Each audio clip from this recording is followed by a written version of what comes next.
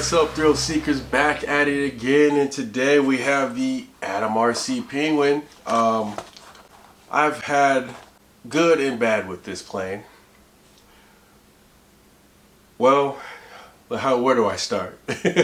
So I bought this plane. I bought the return to home that had the flight controller and everything, motors, ESCs, everything, servos, everything installed. I bought a Caddx Vista off of Amazon that had a faulty camera, which means it did not work. So I took the Vista out and was going to run analog, and for some reason my analog VTX put power into the flight controller that wasn't supposed to happen.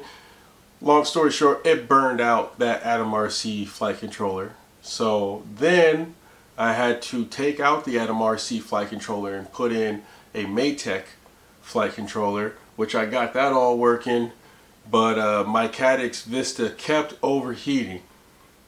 So with all that being done, we took the Caddx Vista out, and now we are running a Caddx air unit. I know it's not the prettiest, but we have it secured under the lid for protection.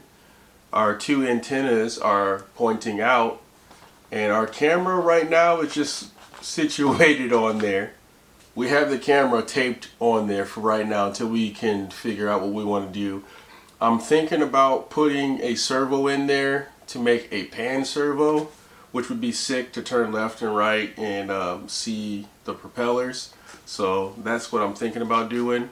But overall, I'm very happy. As you can see, I did put the pointed nose on.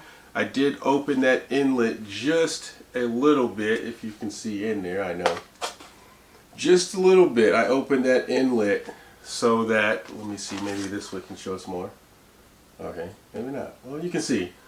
There's enough airflow that the air unit never overheated.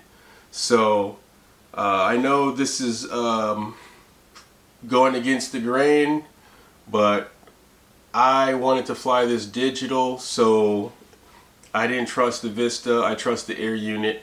The air unit will mount neatly underneath this canopy, and you can run your wire for the camera right through that opening right there, and you can get your camera situated so that only thing that's exposed on the top is your camera and the cord. Yeah, I could have put the whole air unit on top, but I didn't. I don't know. I felt like it's more protected being underneath here, and I just have a little servo linkage. That's a servo linkage rod. Oh, sorry, a servo linkage rod on there to secure it, where you can remove it so you can get to the SD card.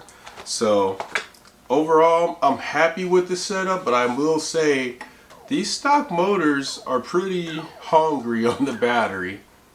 I may try the stock 6-inch props that are less aggressive, but on a 4S 2200, well, I mean, granted today was about 15 degrees Fahrenheit, but I got about 7 minutes of flight, and I don't think I ever went full throttle. I think it was all 7 minutes of like half throttle flight. So to me, that's not that good. So we will try the stock 6-inch props and see how those work. This thing did pretty well on 3S, but I had a 3S 5200 in there in order to get, you know, a longer flight time. So I'm thinking if you want this to be a long-range explorer, which I think it could be, but you're not going to be able to do it on these motors, I would recommend putting some 2306 1900 kVs on there and running the 6042 gem fans.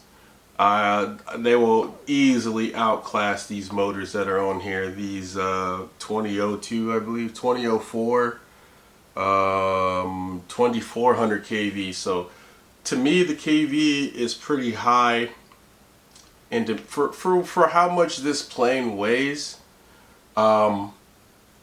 I think these little motors are not a good choice. 2306 easily. I believe you could easily get a 20-minute flight if you use the 2306 1900 kVs with the 6042 props. It's going to give you more thrust, and you're going to be able to cruise it at a lower throttle. I think I was cruising it at 40% throttle, and it was giving me 35 miles per hour, 40 miles per hour. So I believe with the bigger motors, it's going to require less energy. So that's just my take on it. And let me know what you guys think. We are using the Canon R10 with a manual focus lens. So that's why I may be coming in and out of focus, because this is my first time trying to get a video on this thing. But I wanted to try it, and I wanted to get this thing on here. So let me know what you guys think.